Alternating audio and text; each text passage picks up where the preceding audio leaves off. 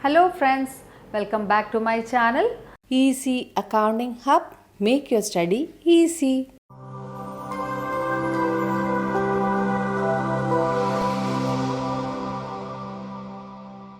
This is the fifth video regarding accounting journal entries. In my previous classes, I have explained cash transactions and credit transaction, bank transaction, how to journalize these transactions, and simple and compound journal entries, then entries for GST. Hope you all understood those classes. Okay, so today I am going to teach you accounting classification and rules of debit and credit. Okay, please listen carefully. This is a very important portion. So let's listen for the class. Classification of accounts. There are two classifications. One is traditional approach and next is modern approach. So traditional approach and modern approach. Now traditional approach is divided again into two, that is personal and impersonal account. Personal account again divided into three, that is natural person, then artificial persons, then representative. Natural person means persons like us. Artificial person means company, club, societies, etc. Then landlord is a representative, which means the outstanding rent account represents the amount of rent payable to landlord, that is representative. Now, so the rule for personal account is debit the receiver and credit the giver. So the rule for personal account, debit the receiver and credit the giver. So that's all about personal account. So traditional approach is divided into two, personal and impersonal. Then personal account again divided into three, that is natural person, artificial person, representative. Natural person, example like Mr. X, Mr. Y, etc. Artificial person like companies, clubs, societies, etc. Then representative means landlord, the rent payable to landlord. Okay, so the rule is debit the receiver, credit the giver. Now impersonal account. Impersonal account is again divided into two, that is real account and nominal account. A real account again divided into two, that is tangible asset and intangible asset. Tangible asset means asset we can touch it, we can see it. Example, table, chair, cash, plant and machinery, land and we can see that. So that is tangible assets. Intangible asset means we cannot see them, we cannot touch them, but there is an asset existed. So example, goodwill, patent and trademark. So that is intangible asset. Okay, now nominal account. Nominal account, this is like only name, like purchase, salary account, rent account. Can you see rent? No, we cannot see rent. We can see rent paid through cash. So the cash only we can see. So only the name, that is nominal account, interest, commission, etc. So what are the rules for real and nominal account? Rule for real account is real account, debit what comes in and credit what goes out. So the rule for real account is debit what comes in and credit what goes out. The nominal account rule is debit all expenses and losses and credit all incomes and gains. So these are the rules for the traditional approach. So the first personal account rule is debit the receiver, credit the giver. Then impersonal account, that is their real and nominal is the real account, debit what comes in, credit what goes out. The nominal account, debit all expenses and losses, credit all incomes and gains. So this is the classification of accounts. So next is modern approach. Modern approach. In modern approach, assets, liabilities, capital, revenue and expenses are there. Here asset and expenses, when asset and expenses increasing, we have to debit it. So when asset is increasing, we have to debit asset, that concerned asset. Then when expense is increasing, we have to debit it. Example, rent paid, that means rent increased, rent expenses increased. So rent account debit to cash or bank. Then asset, bought a furniture, that means asset increased. So furniture account debit to cash. So when asset and expenses is increasing, we have to debit it. Then liabilities, capital, revenue are decreasing, we have to debit it. So these items decrease and these two increase, we have to debit. Then next is the credited items. When asset decrease, we have to credit it. When expense decrease also need to credit.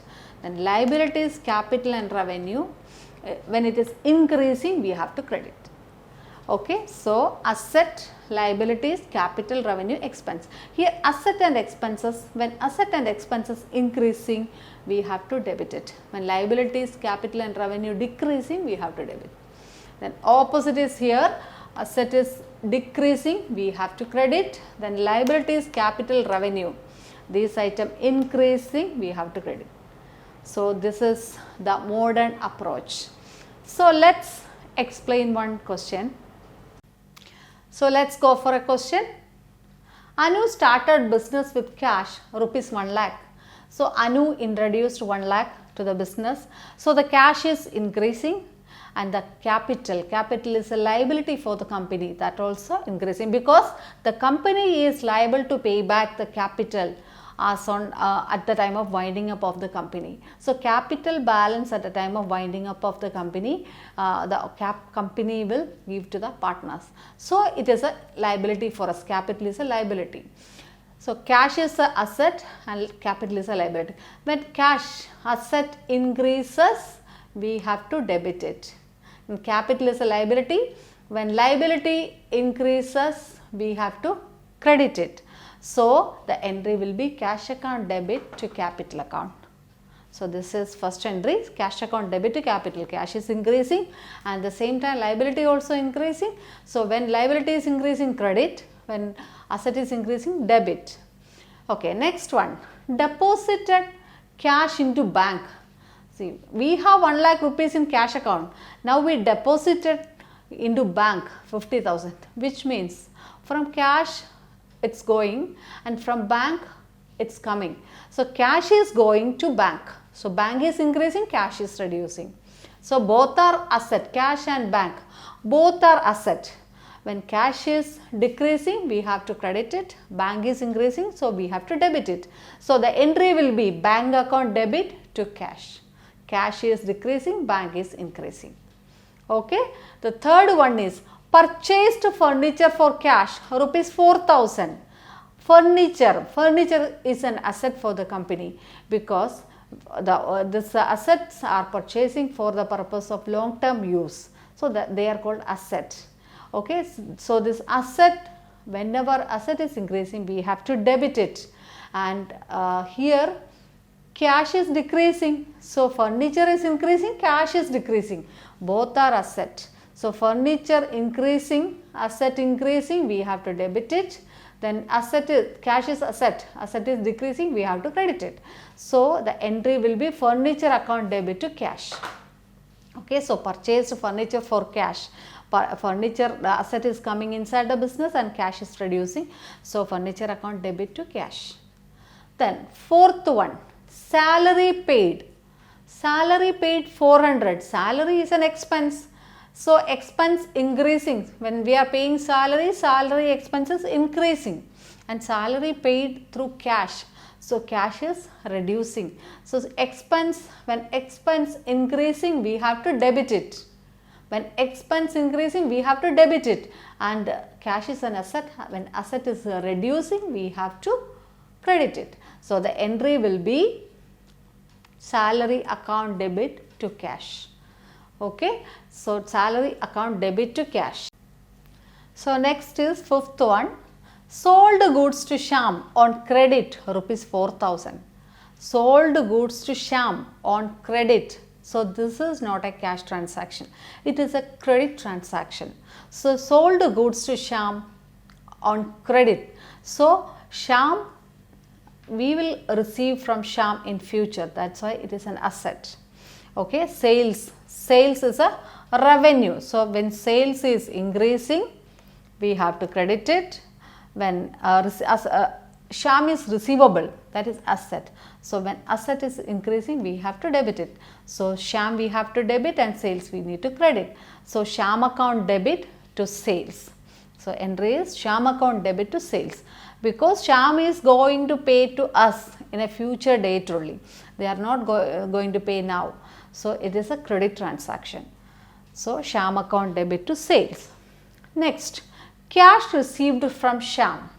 So cash is asset, asset increase, we have to debit it, and Shyam also is an asset, but when Shyam is paying to us, now the Shyam is paying to us, now our balance will be 0. That means Shyam account becomes 0 after paying this.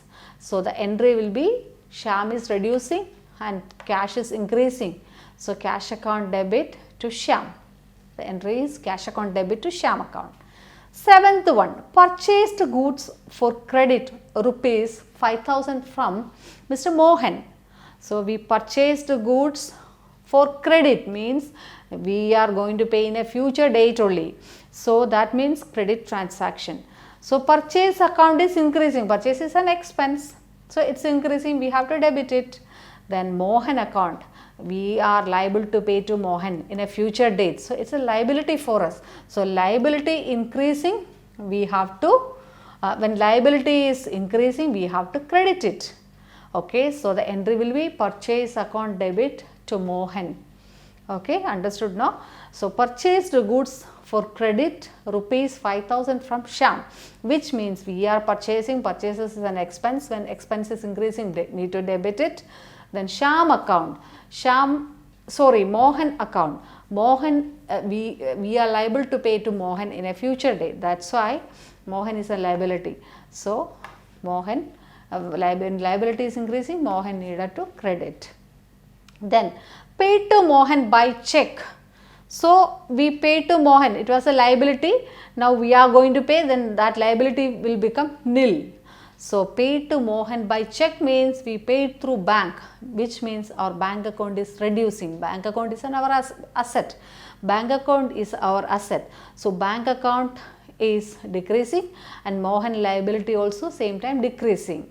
So bank account is decreasing, so credit bank account, and here liability also decreasing. So we have to debit Mohan.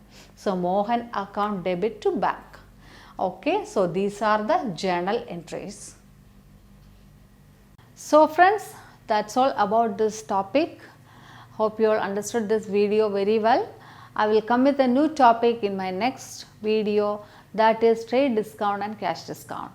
If you like my video, please subscribe, watch it, please share it, and post your suggestions and comments and queries through chat box.